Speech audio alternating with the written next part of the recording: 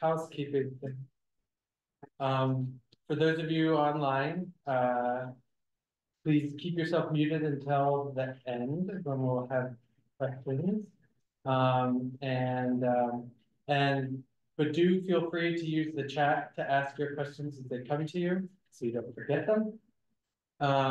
And this is being recorded, as you see, so it'll get posted to the Studic Institute's YouTube channel, and you can go there later if for those of you who, or if you know people that aren't able to make it to it.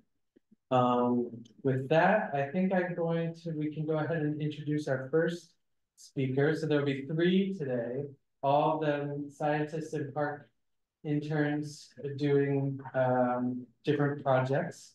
So the first is Nina Foster, who's been working so these are 12-week internships, scientists in parks, and she's been working on science communication, particularly related to citizen science, not just here in Acadia, but including here in Acadia, but also across the Park Service. Co-supervised with Tim Watkins out of our Washington. Yeah. Cool. And over to you, Nina. Okay. Hello, everybody. For those of you who don't know me, my name is Nina Foster, and like Abe said, I am a science communication assistant in the Scientists in Parks program. I've been working under Abe as well as Tim Watkins, who's the Science Access and Engagement Coordinator at the national level of the Park Service. And today I'm going to tell you about my summer of science communication. So to give you a little bit more background about where I'm coming from, I'm originally from Austin, New York, which is about 45 minutes outside of New York City. I graduated from Harvard in 2023 with a bachelor's degree in English and a minor in integrative biology. I spent much of my college career trying to figure out how to reconcile my love of writing in the humanities with my interest in the sciences. And luckily, in the fall of my junior year, I was taking a conservation biology course that hosted a panel of professionals in the field, one of whom was a journalist who emphasized the need for accessible and engaging scientific storytelling. From that moment, I was hooked, and I started pursuing opportunities to refine my science communication skill set, this internship included. My relationship to Acadia goes back to 2012. This is a low-quality photo from my mom's Facebook of my sibling and I on the rocks of Otter Point on my first and only visit to the park prior to this summer. Growing up, my parents took us to a few national parks, and I always loved those trips. So naturally, when I was offered a chance to do what I love, being science communication, at a place that I love, being a national park, it was kind of a no-brainer. I had a few goals heading into this internship. The first was to grow as a science communicator by writing about new and unfamiliar subjects, as well as working with new editors and getting to know the editorial process at an institution that I've never worked at before. I was also hoping to expand my knowledge of and experience in field research, partly to inform my writing, but also because I loved the little bit of field work that I got to do in my science classes in college, and I just wanted to do more of it. And then my third goal was to connect with professionals in science communication, education, and research to learn about how they got to where they are today and to ask for advice as an early career professional interested in their field. I'm going to start this presentation by focusing on the first goal of refining my science communication skill set. And I accomplished this by writing web articles for nps.gov about citizen science projects across the National Park Service, so not just at Acadia, as well as how they inform resource management and how they engage diverse public audiences. Shout out to Shannon for taking this photo of a science communicator in action. That's me with my notebook watching Earthwatch participants survey Eddystone. When I say citizen science, I'm talking about an open form of collaboration in which individuals or organizations participate voluntarily in the scientific process in various ways. This can look like creating and refining project design, collecting and analyzing data, making discoveries, and the list goes on. You might also hear me refer to this as participatory science throughout the presentation. I ended up writing 6 articles this summer, and the process for each one looks something like this. I'd start by developing story ideas with Tim, Abe, and Catherine. Some article topics were presented to me at the start of my internship, while others I proposed after learning more about projects taking place at Acadia and Studic. Once I had an idea for a story, I'd start interviewing subject matter experts and doing some research to see if the topic was something I was interested in writing about. I gauge stories based on their novelty, so trying to find subjects or angles that haven't been covered before, as well as relevance to the audiences reading NPS.gov from the public to park managers. After gathering enough material in the research process, I'd outline and draft a piece, which then underwent revision by Tim, Abe, and Catherine, as well as subject matter experts. And then once everyone had taken a look, it was just a matter of assembling photos and sending the article to Tim for publication online. I'm going to start by telling you about my favorite article from this summer. I wrote about the Student Education Adventure, or SEA program's crowd surveys.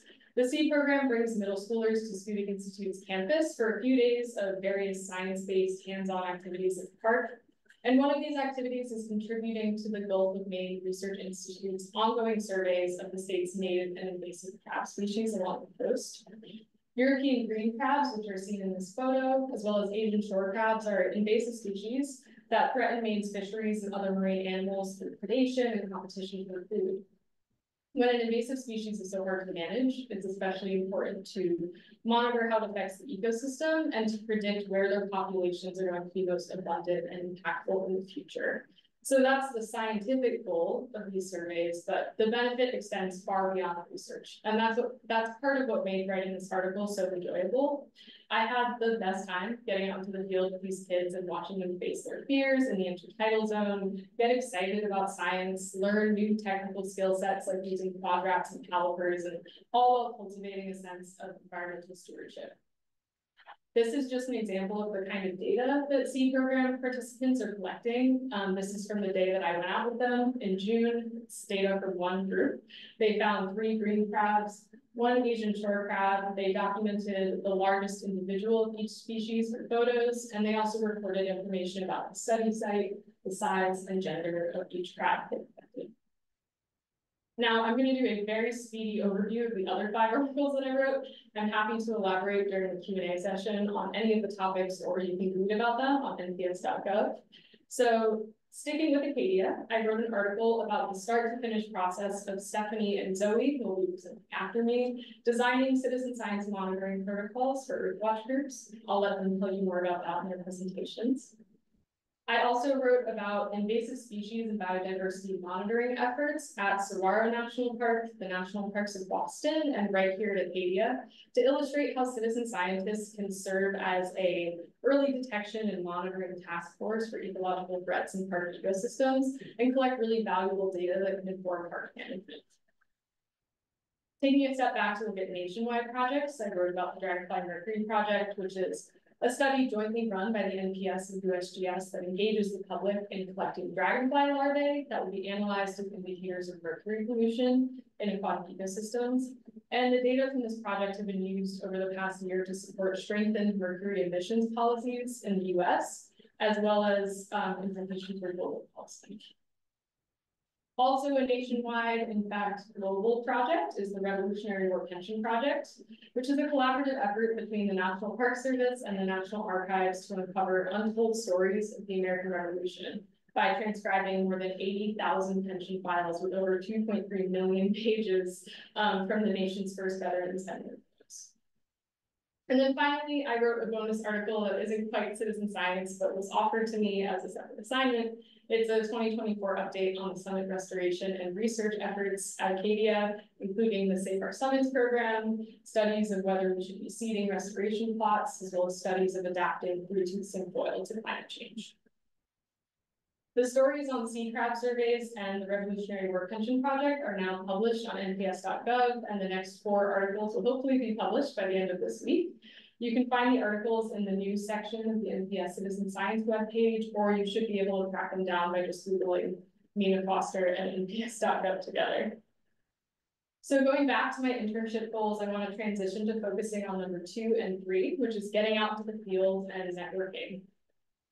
This summer, I didn't just write about science, I also got to contribute to it. I had the pleasure of joining researchers out in the field, sometimes for an article, and other times just out of personal interest. The photo on the left is of me adjusting an autonomous recording unit that records birdsong in Gilmore Meadow. The middle photo is me weighing rockweed in the intertidal zone, and the last is of me helping an eastern newt cross the road while out assisting with amphibian surveys in the park. I also got to learn about other career fields of interest, including education and public affairs through informational interviews with staff at the NPS and other organizations. I grouped my takeaways from the summer into 5 categories. The first is just having a greater understanding of what citizen science is and should be. Before this internship, I'd probably tell you that participatory science is just getting the public involved in research. But now I know about the many different forms that can take, the principles of successful citizen science projects, and the applications of participatory science data to park management, research, and policy. Second is an awareness of the nuances of language that come with writing about citizen science and invasive species and some other topics that I've encountered this summer. Whenever I write about a topic that I'm less familiar with, I'm really grateful to editors who point out sensitivities that I may not be aware of. So for example, I wrote about invasive species a couple of times this summer, and Catherine noted that I tended to use maybe aggressive or accusatory language when I was describing them, because much of what I read about invasive species did the same. But at the end of the day, they're just trying to survive like any other species would. And so it's a delicate task of establishing invasive species as a problem without villainizing them to an unnecessary extent. My third takeaway is the value of collaboration, which doesn't come as news to anybody, but proved to be especially important this summer. There were many examples of that, and one is working in the same office as Trevor Brandon, the Science Communication Giro Fellow at SCUDIC. We would come across some obstacles in our individual projects and talk them out with each other and come up with a solution, whether it's just rewording a sentence or restructuring an article. And I found that to be so valuable this summer. My fourth takeaway is just having an increased understanding of the career opportunities in science communication, education, and research, and that came largely out of my informational interviews. And then my last takeaway is how to embrace uncertainty. I think as an early career professional, it can be kind of scary to have a general sense of direction, but not know exactly what the long-term future looks like. And talking to my supervisors, talking to other professionals in field of interests, and talking to my peers made me feel a lot better about just embracing opportunities as they come and not stressing so much. So yeah, I want to first acknowledge that my work this summer took place on Wabanaki homeland. I want to extend a huge thank you to everybody who made this internship what it is, what it was. Tim and Abe, Catherine, Shannon, and the entire student crew, anyone who I interviewed for an article or otherwise, everyone who let me tag along with field research and educational programming, and the many organizations involved in making this internship possible, all of which are listed here. This has been a really wonderful and transformative summer, and yeah, I'm just very grateful for this experience. So I will pass it off to Stephanie, but thank you so much.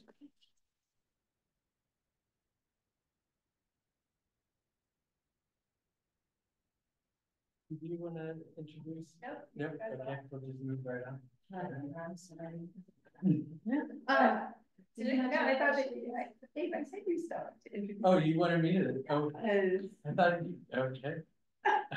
We will be doing questions at the end, by the way. So you will have time, pocket those questions, put them on the file cabinet, jot them down on your napkin. We will have time for questions.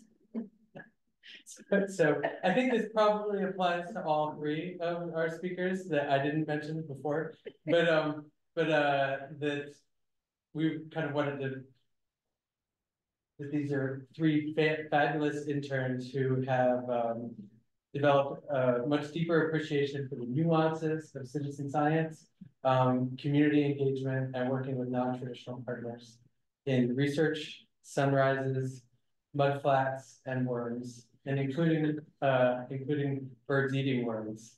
And so anyhow, and one other thing that I wanted to mention that I forgot to mention at the beginning is through the Scientists in Parks program, these projects are really filling really important management gaps for us. There's a lot written on, or there's actually not so much written about citizen science, on a surprising lack of citizen science writing on nps.gov, but a real lack of connecting it to resource management objectives, like what are the management outcomes of those?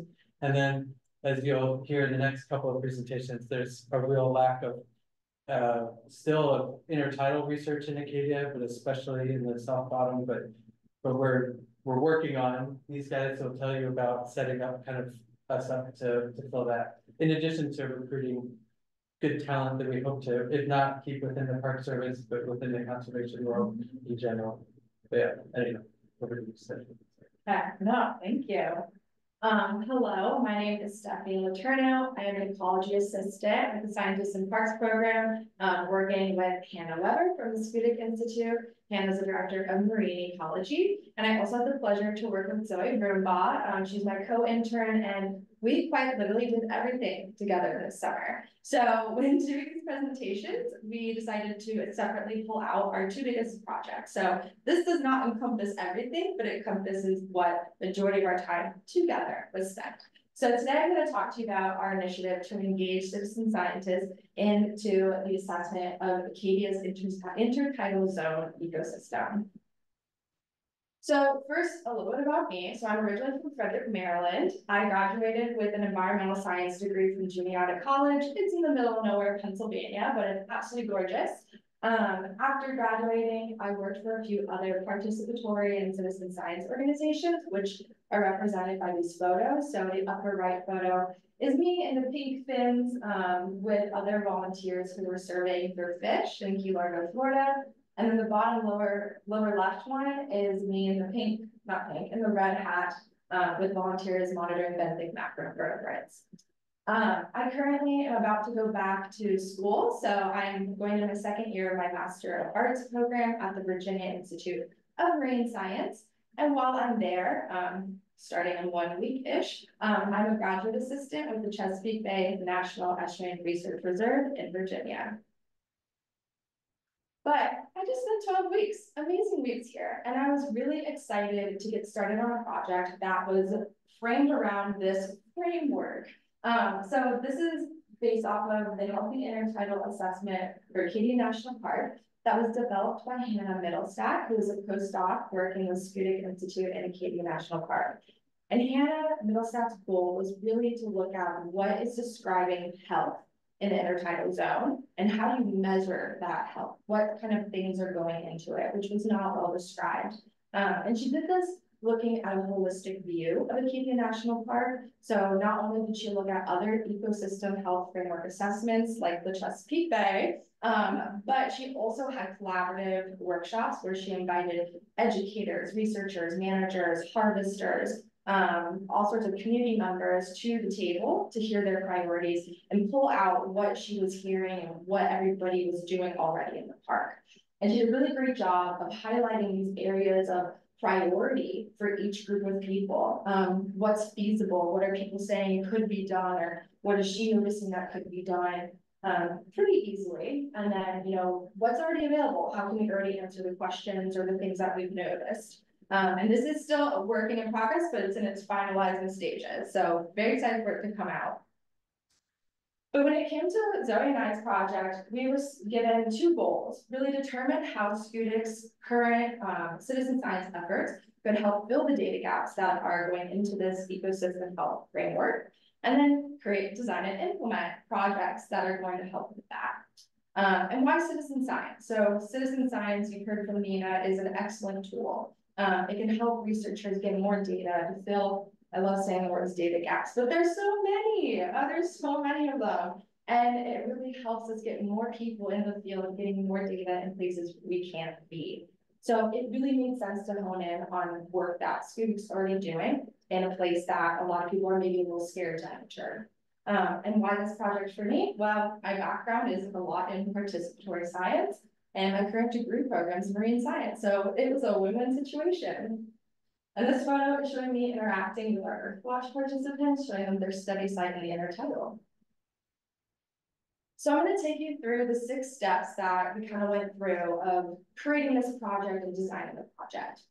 So the first step was to read, learn, decide. I had to read the framework to actually know what is going to help with influencing understanding the health. So read the framework, understanding some of the research and science that was going behind what was going on in the park already and what people wanted to see more of. And then, highlighting what indicators of health were maybe possible. I also need to learn about our audience. So Scudic works with the Earthwatch Institute. If you're not familiar, Earthwatch, they focus on pairing people with scientists through trip-based expeditions to do scientific field research. And so Scudic has been working with Earthwatch and hosting teams, and so we're already doing that work, but I needed to know, what do they do when they come here? What are they expecting when they come here? How much time do we have? And then I needed to decide, so what should be the focus? And I'm saying me, because this was before Zoe came to join me. Zoe had to graduate. So I need to decide what should be the focus of our projects based on these data gaps, our intended audience. And I decided to go with things that were listed as very feasible and high priority. So I focused on sea star abundance monitoring and looking at bird use of the intertidal zone. And this was also to push me out of my comfort zone. So our second step, after deciding all those things and learning about my audience, is to really think about what else is out there. What other projects are going on? Do I have to reinvent anything? What can I copy that's already working well? What best practices exist? And that includes both other citizen science projects, but also like from the literature. What methods are researchers using? How can we maybe use those? We also needed to talk to, and this is where Zoe came in, super exciting. We needed to talk to the experts, so the people who maybe raised the flag that they needed that priority in the framework. And we also wanted to talk to the data users. So typically those are the same people as experts for this project. And we asked them, you know, how do you see citizen science fitting in? What are your goals? What is going to be most useful to you? And our experts were all tied to Acadia National Park, which was very cool. So for the bird use of the intertidal ecosystem, we talked primarily to Vic Wheeler, right here in this room. Abe was on a laptop, Kyle Lima and Hannah Weber. And we were able to hone in on Scudic Peninsula as a really important study area. And then for sea stars, we talked to Melina Giacomis, who was a 2nd century stewardship research fellow. And that has been an incredible partnership. And we were able to understand she needs long-term data. So with all of that information, we needed to do our step 3, which is integrate, adapt, and design. So when we're looking at methods, we needed to think about how can we get useful data while understanding the feasibility of what we can do with our intended audience, the time that we had, our budget even. So when you're thinking about feasibility, we needed to think about what's their experience, what's their background, how much training are they going to be able to have, what time commitment are they going to be able to give. So we were bridging the gap between the two, between the scientific best practices and what's actually feasible. And then we had to start designing. So what does our data look like? What does it look like to enter and manage the data? What does training look like for our participants? What are they expecting? And with all those in mind, we took pen to paper, well, fingers to keyboard, and we wrote permits, protocols, and prepared materials. And this picture is us workshopping with our amazing colleagues, the early career professionals at Scudic. And that was our next step. So step 4 was pilot and revise with people who know your audience. So our ecology technicians and some of our Gero fellows at Scudic, they actually lead our Earthwatch groups in the field around Acadia. And so these were the best people to work on this project with and get feedback from. They were able to point out maybe we wanted to change survey area sizes, make the data sheet more accessible, think about some safety things that, you know, Zoe and I will just run into the field. We don't think about these things. And really, how do we balance the engagement in the field with the actual data needs? And then the the 5th step was actually doing it with the audience. So these are pictures from our 2 days of working with Earthwatch at the end of July. It was an amazing time. We saw sea stars and crabs and algae.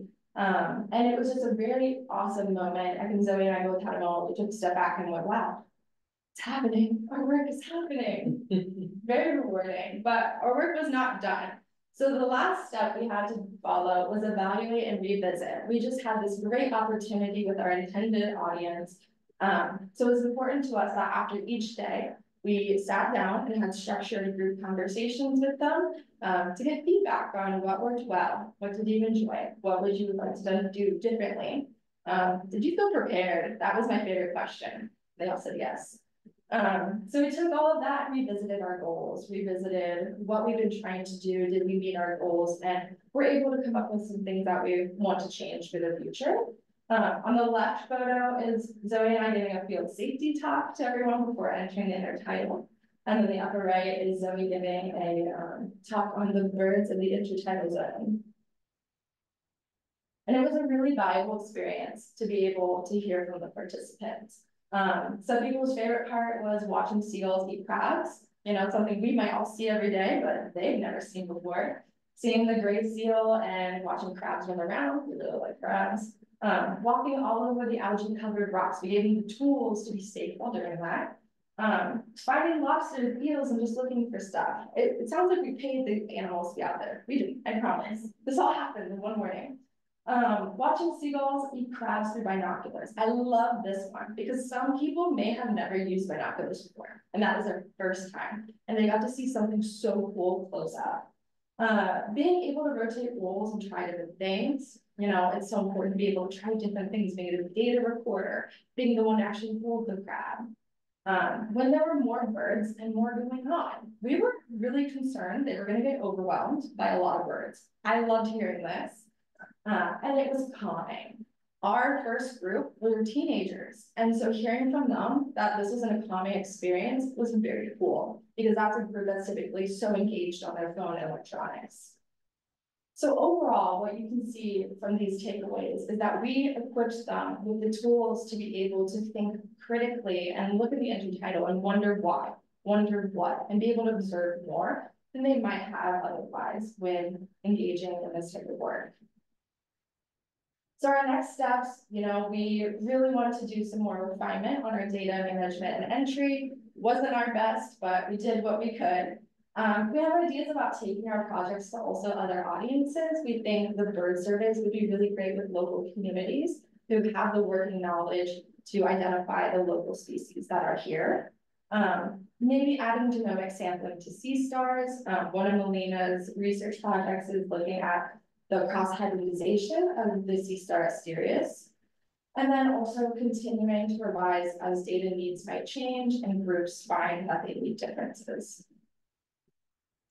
So for me, although this was required for my degree program, I still got a lot out of it. So I learned the ins and outs and how thoughtful the process of writing a permit really is. And this was my first time going from the design to implementation of a citizen science project. All of my work in the past has been with pre-established or already pretty well-established projects. My first time working in this model of engagement as well. In my past work, I'm used to being able to work with people like many months, or they're doing surveys every week. And this is a one-time maybe experience. And so making sure I got all of my favorite things into that was really tricky, but I did it. Engaging with intertidal research, my background is really in freshwater, but this was a really cool way to dive more into marine science. Leading groups in the intertidal zone, Scudic was really great at helping me learn more about enhanced safety and field awareness. And then planning data management is my first time having to be the one to think about and be in charge of how are we going to get this data managed and how are we going to get it effectively to the end user. So I want to acknowledge that this work was completed on Wabanaki homeland. And I want to thank all these organizations for their support. And I want to thank Hannah Weber, Shannon O'Brien, Abe Miller-Rushing, and all the Acadia National Park and Scudic community. Big shout out to our experts, Vic Wheeler and Melina J. Kumis, and everyone who helped us pilot in the field. Earthwatch Team 4, those lovely teenagers. And of course, Zoe Brimbaugh.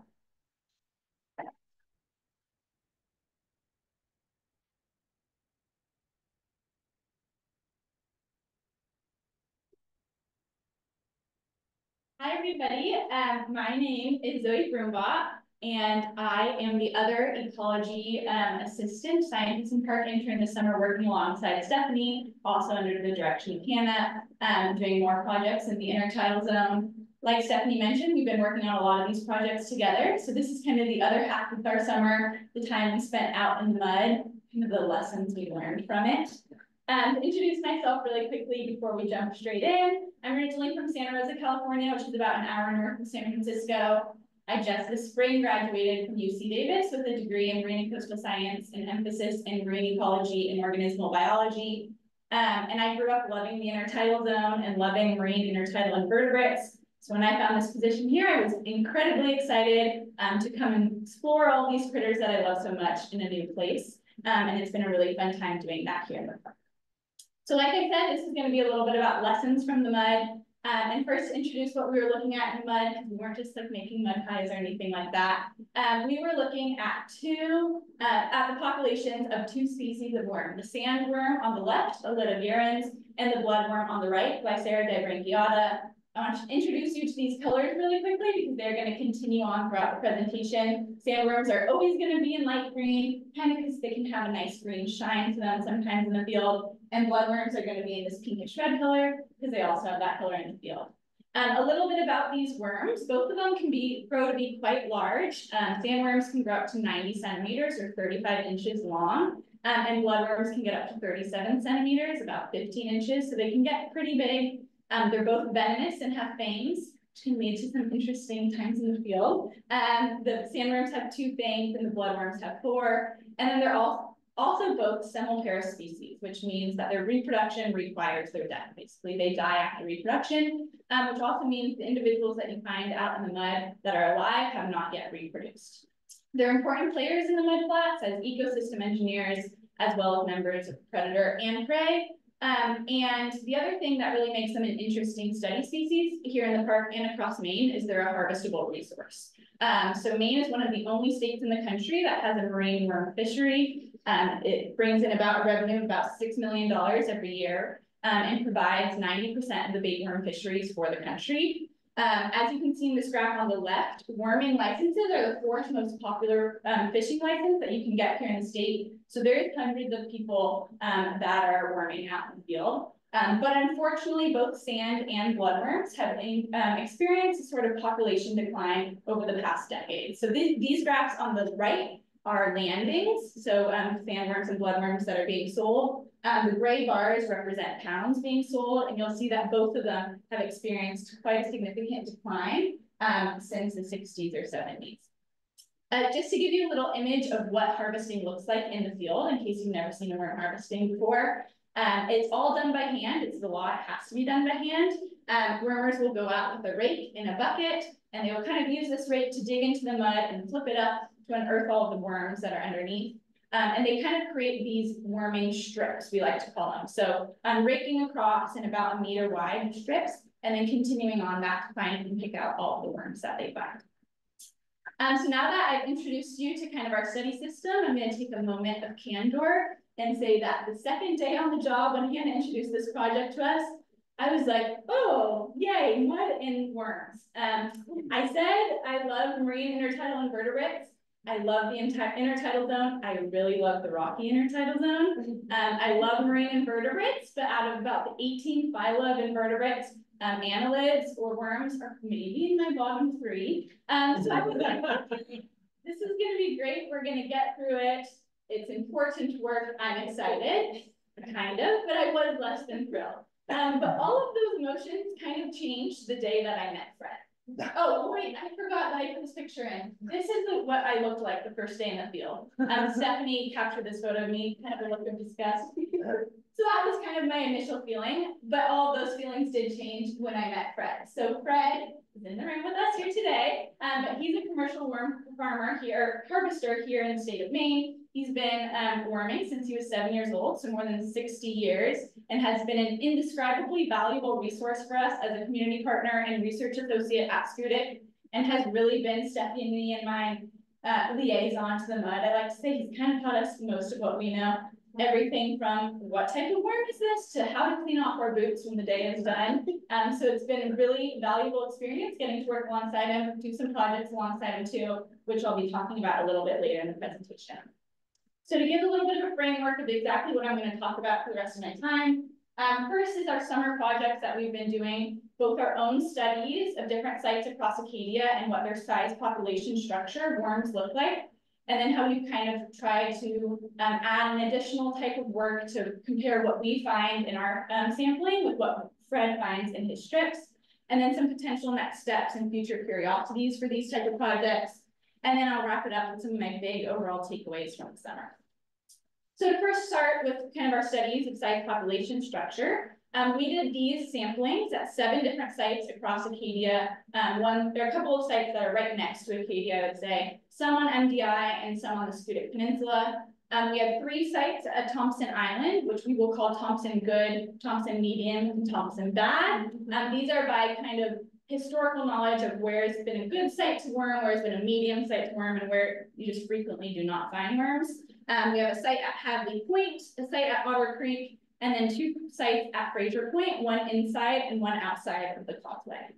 At each of these sites, we do this coring protocol that is adapted from the Maine Department of Marine Resources sampling protocol, and it involves us using a 5-gallon bucket that has the bottom cut out. We press that into the mud until we reach kind of the hard clay layer where you can't go down any longer. We measure the depth, and then we use a clam or a worm rake to dig out all of that material from inside the bucket, plop it into our mesh screen here on the right, and sort through it by hand to find every single tiny worm that we can, and then we measure every worm that we find. We try to do about 25 cores. That's been our kind of rate per 4-hour tide cycle, and have about 50 cores per site that we went to. And with this data of how many worms we find and how big they are, we hope to kind of build a population structure of what we're seeing at each site. And what we would ideally hope for, if we have a healthy population structure, would be something that looks a little bit like this. So along the bottom here, we have the count, or the number of individuals that we find. And then as we go up, they get bigger and bigger. So the idea is we have lots of small individuals, lots of juveniles, and then there's kind of a natural progression through time, right? That individuals are going to die at each generation, but you're hoping that it kind of works its way up as they get bigger and bigger.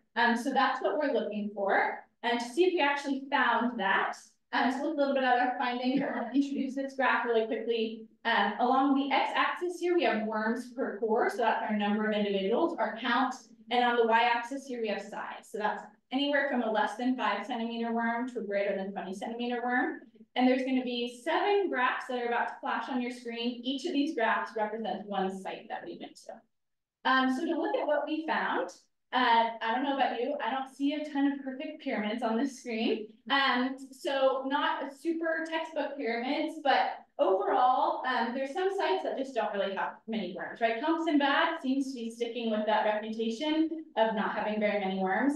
And then at many of the sites, when we do find worms, they're disproportionately very, very small. So a lot of less than 5 sandworms, some 5 to 10, and then they really kind of trickle out as we keep going up the sizes. So something interesting to think about both in our coring protocol, but also just in potentially the population that we're seeing. And then this protocol was done last year too by the interns that were in our position last year. So we were also interested in comparing kind of what they found at these different sites versus what we found. And most sites we actually didn't see much difference except for 2 main sites that I'm going to highlight in this graph. So again, on the x-axis, it's worms per core, number of worms. And this year it's going to be year on the y-axis. So the top bar will be 2024, our sampling, and the bottom bar will be 2023. And what we found was really interesting at Thompson Good and Thompson Medium. So last year, in 2023, the interns found a lot of worms at Thompson Good, which made sense for its reputation. This year, we really did not find very many. And it kind of flipped at Thompson Medium. So they did not find very many last year, but we found a lot. So maybe some ideas of differential recruitment even, or the impacts of worming on these sites as well, because Thompson Good is a pretty popular worming site. So now kind of the next step that we were interested in is, in a lot of these cores, like I mentioned, we do not find very many big worms. We find a lot of small, but when we're out there with Fred will be worming and he will pick up all of these worms and we're like, where are these coming from? We're not finding any of this size. So there's kind of benefits and drawbacks of both the cores and the strip, right? The cores is really good at finding these small worms, but we're not covering very much area. Whereas the strips, you're covering a lot of area, you're not going to find very small worms, but you might be able to find those bigger harvestable size ones. So we were interested in coming up with a protocol that helped us relate the 2 methods. And the first step of developing this protocol was just going out with Fred a lot and listening to what he had to say, asking a lot of questions, things like, why are you using this rate today versus this rate? what is the sediment type like where you usually are finding worms? What is a characteristic of a good site? And just kind of gathering all of that information to kind of try to figure out what would be the best way of comparing some of these things. And what we settled on was this very nice method picture that we sketched out on our blackboard back at Scudic. But what we settled on, what we've been trying out these past couple of days, is setting out a zone in a harvestable site, 15 meters by 15 meters. And then within that zone, we have Fred dig 2 3-meter strips that we measure the average depth of. We take every bloodworm that he finds in those strips and measure them all. And then alongside of those strips, we do 6 cores, about 1 meter away on either side, 3 on each side. And hopefully we'll be able to kind of see what we're finding in the cores versus the strips and come up with a relationship. This is in its early days. We've been doing this the past last week, and then 1 sampling day yesterday morning. So we're excited to see what comes from that. And then in terms of that, excited to see what comes from that in the future, some potential next steps and future curiosities. Definitely expanding sampling of cores versus Fred strips to, again, explore that relationship. Another interesting thing to add to the protocol would be sediment characterizations. At a lot of these sites, there's a lot of local variation in physical components of the sediment. So in terms of grain size, things that are really silty versus clay versus gritty, and maybe some potential chemical differences. So nutrient availability or runoff or anything like that, that may be affecting where we see the worms. And then another kind of fun thing, just since Stephanie just told you about our intertidal bird surveys, is when we're out worming, we see a lot of birds, and they are kind of the same way as Fred is they seem to find all the big worms that we are not finding. We'll be watching and they'll be like, oh my gosh, there's a huge sandworm that it just picked up in its mouth. So doing some surveys to understand the worms or the birds' impact with the worms, and then also potentially, they seem to find them really well. So looking at where they are finding them within these big mud flats. And then to just kind of wrap all this up with some of my big takeaways from the summer, the first one is that worms aren't that bad. They really are quite fun. I've really grown to love them. I find them much more beautiful now than I did in the beginning. I'm much more excited when we find one too. The next takeaway that I had that really got reaffirmed while I was here was the importance of capturing and considering local knowledge. Fred has more than 60 years of experience in this region, and it holds an incredible amount of anecdotal information about what worm populations have been like. And that information, I think, is going to be essential to have in the future as we experience more and more change. And it's really important, I think, that we harness it in this moment now when it is here and available. The next big takeaway from the summer is the value of dialogue. So I've been incredibly impressed this summer with the reverence in which Fred talks about people here in the park that have sat down and had conversations, listened, engaged in that dialogue, and how important those conversations are for building partnerships in the area and how far those conversations go. I think ultimately environmental protections, right, require the buy-in of local partners and partnerships, and having those conversations is a really great way of gaining that.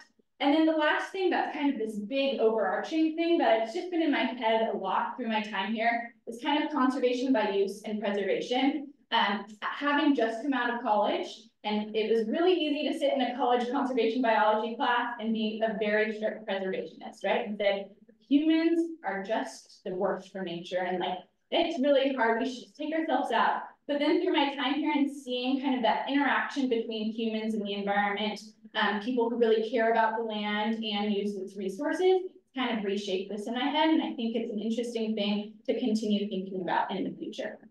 So with that, I want to give a couple of acknowledgements.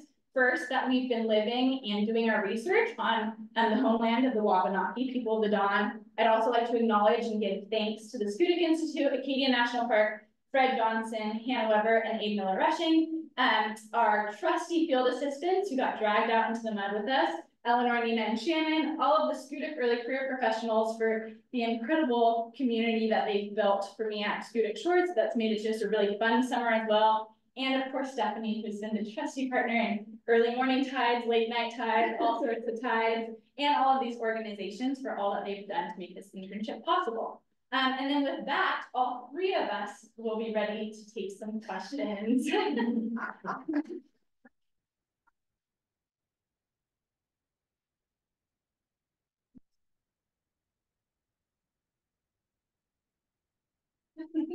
Yeah, some great jobs and some claps from online.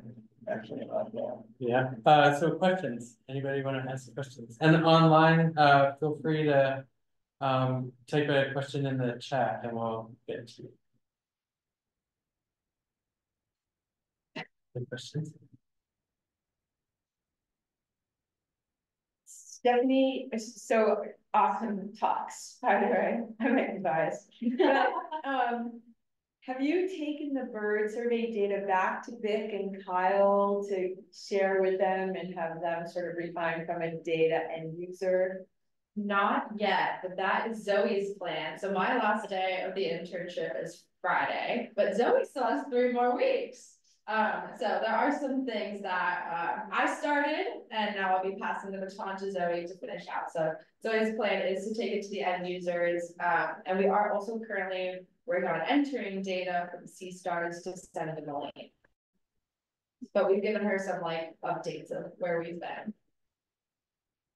But you have. Yeah, I noticed, a few times that we went out, we found some sea stabs in shore, which usually don't, but, there was something there that was feeding on, I don't know what it was, but.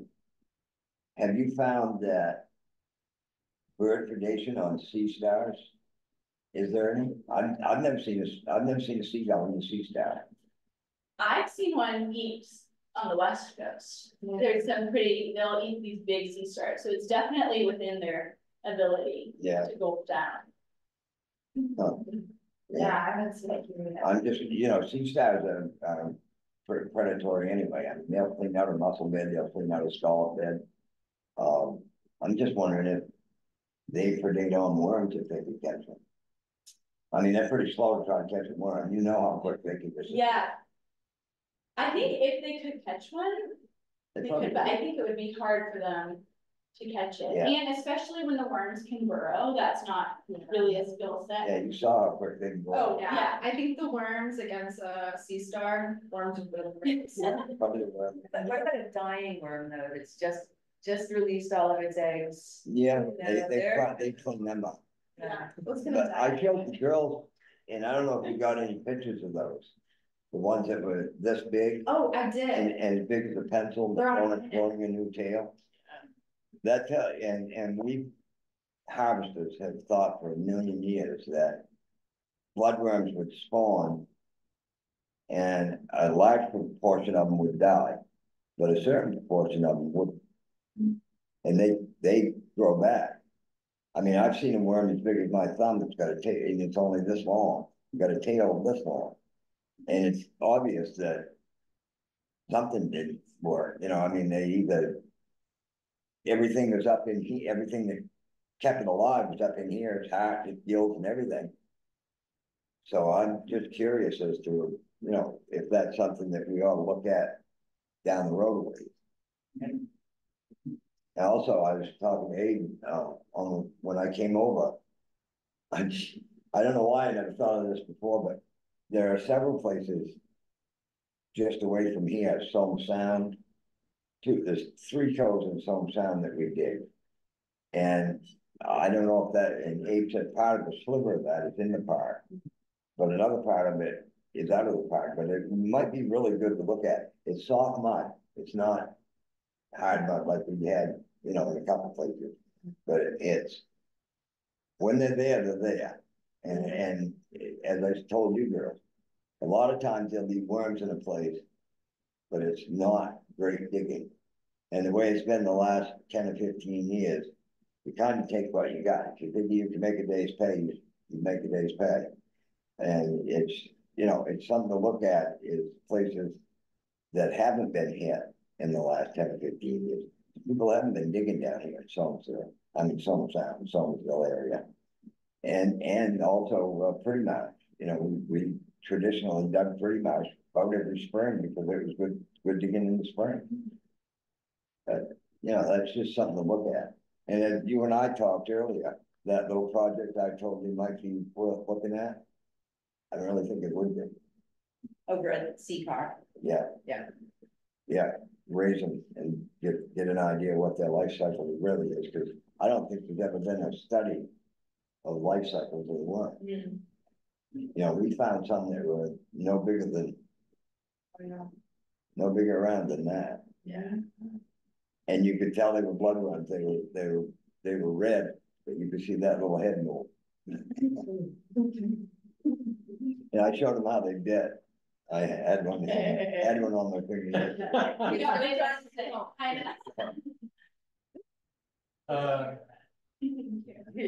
Melina, do you wanna unmute yourself and ask your question? Sure. Hi, everybody. I wish I could be up there. Stephanie and Zoe did an awesome job. So I just had a question about your intertidal surveys. I'm really interested to know what you thought were the most successful parts of your intertidal surveys, both in terms of the experience that you provided to the citizen scientists and also in like the quality and the quantity of the data that you ended up collecting from them. Thank you. Thank you, Melina, and hello. Thank you for that question. Yeah, I think, you know, the experience that we got them was giving them the skills to know how to navigate somewhere that is a little bit treacherous and could be a little bit dangerous to walk through, but also how to look in those tiny ecosystems. That's something that they talked to us about, was like, you know, we had no idea there was so much living in these little tide pools. And, you know, we did talk about, well, because we didn't actually find sea stars in our transects, so we did not get any abundance data with the effort, but we did see sea stars as we were walking along. So, you know, we gave them the skills of being able to search, and they were able to see those, and we were still able to get some measurements on sea stars to know about whether they had sea star wasting disease and do some biomass measurements. Yeah, I think really just equipping them with those scientific tools is that main takeaway. Sounds like a lot of fun. Awesome. Thank you. It was so fun. I wish you could be there. I know. I wish I could have been there also. Sounds like you guys did an amazing job. So thank you so much for that. I have a question. What do you each think you would tell the next person who has your job? You could give them any advice. I think I would tell the next person who has my job to be flexible with their approach to figuring out the theme or the subject of different articles, because at the beginning of this internship, it was a lot of me just setting up interviews with people to get a sense of what they were doing. And I think one theme that Tim and Abe brought up pretty early on was the application of citizen science data to park management. And I wasn't really sure how I wanted to turn that into an article. I wasn't sure if I wanted to focus on stuff happening at one park or stuff happening at multiple parks. And there were a lot of discussions and story planning meetings of, like, you know, I've spoken to people at Saguaro and I've spoken to people at the National Parks of Boston, and I feel like there's a theme that could run through the different work that they're doing. So just being kind of adaptable and not setting all of the story ideas in the first week and trying to stick to a very rigid structure. I think a lot of ideas just kind of presented themselves over the course of the summer, and it was really cool to take advantage of them if they came.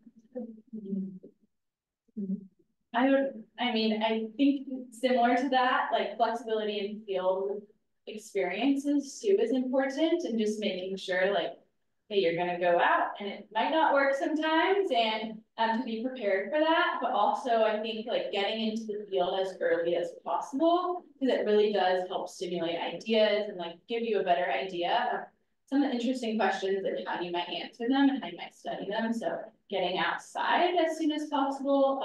Because I think that was something that I was really lucky to be able to do. Is my first couple of days, I got to jump right into the field, and that really helped kind of stimulate some thought projects.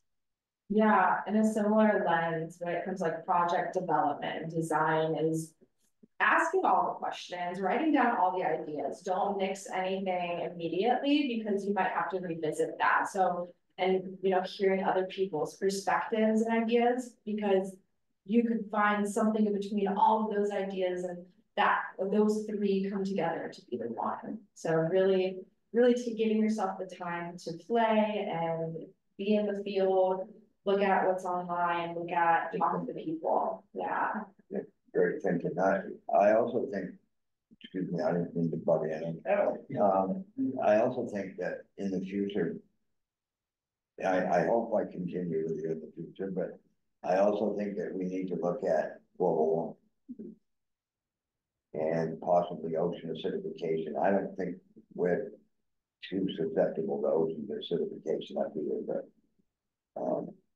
global warming could have a lot to do with worm sets. From what I understand, all I know is I've got mostly anecdotal, but talking with diggers from years ago and talking with diggers recently, they have found supposedly worms as far off in the ocean as the canyon. And I know we've gotten them offshore in our lobster traps. I mean, we've picked them off our lobster traps. And there's some reason that the sets that would come from offshore, inshore to set in, isn't happening. And why? Is it water temperature? Is it pollution? Is it something that's killing them when they come in? Because most of them, when they spawn, they're microscopic. You can't see them, but the green crab can see them because he killed them plenty of the larvae. They tested that at Booth Bay, I guess. But, you know, it's got to be a combination of a lot of stuff why we're not getting the sets. As I told the girls, traditionally, every 7 to 10 years, you'd get a major worm set on the coast of Maine. And it would be anywhere from Portland Boulevard to Calais.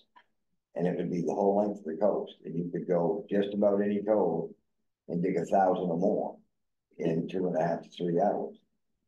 You know, and sometimes 2,000 or more. You know, and it blows my mind what has happened in the last decade to take that away. Now, basic worm sets, Westport Island, Wisconsin area, Des Moines, and the park. It's just, you know, it's just, that's a question that begs answers. It used to be there were 1,400 worm diggers, state law. At one point, it was almost 2,000. Now it's 400 and some odd licensed worm harvesters, and that's both sandworm and bloodworm. It's, you know, it's a way of life. I mean, I raised my kids digging bloodworms and building houses, and other things too. But you know, that's all changing. There's very few worm harvesters that are year-round worm harvesters. Drop to that 400 level. Those guys are hardcore. They're digging year-round like I do. I can't dig year-round anymore. I froze my hands a couple winters ago. That ended that. But you know, it's,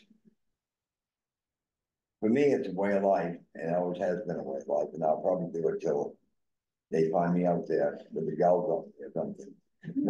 That's not how we want it. That's not how we want it.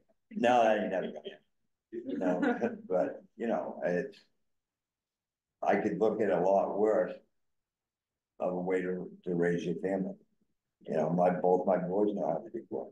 They don't do that. One of them manages Jordan's Furniture in Portland, but if worse comes to worse, he could go run it and make a living. I think that's our responsibility as parents. Leave our kids something they can do. Teach them something they can always make a living.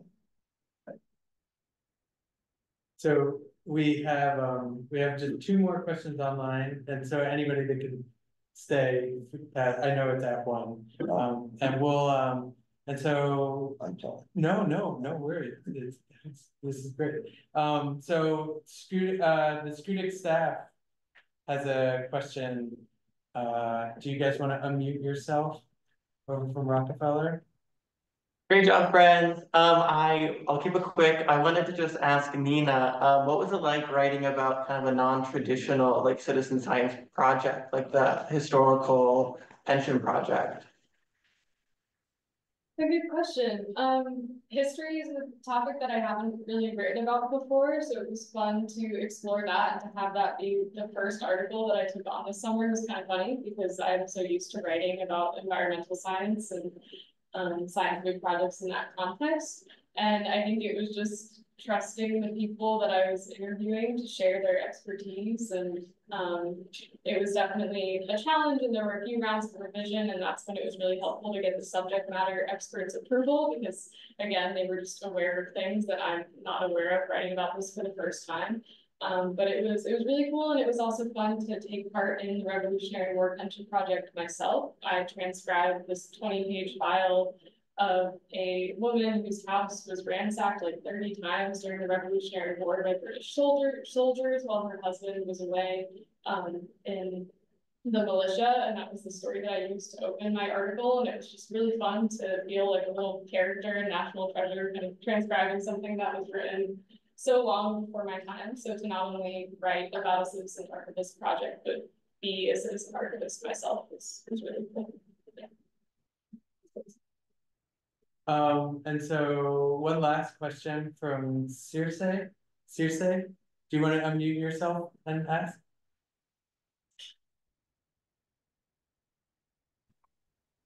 Yeah, sure. Sorry. Thank you, everyone. Fantastic job from the presenters. Super happy to sit in and learn all about what's going on in Maine. I'm hailing from Virginia.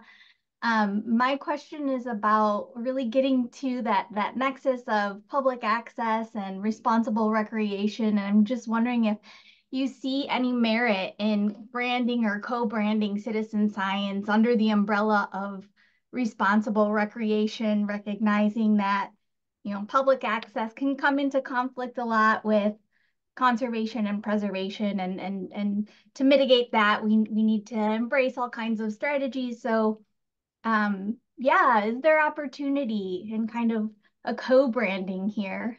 Citizen science, responsible recreation, what are your thoughts? Yeah, I think that's so good, Susan. So Susan's my supervisor in Virginia. I love that. It's actually a perspective I've never thought about, that like putting those words together.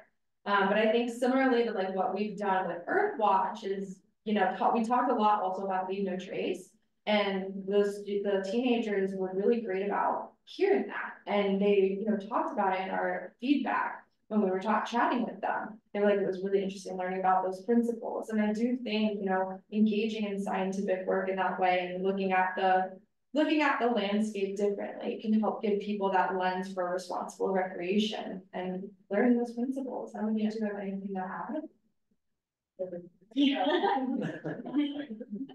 Awesome. Well, thank you guys very much.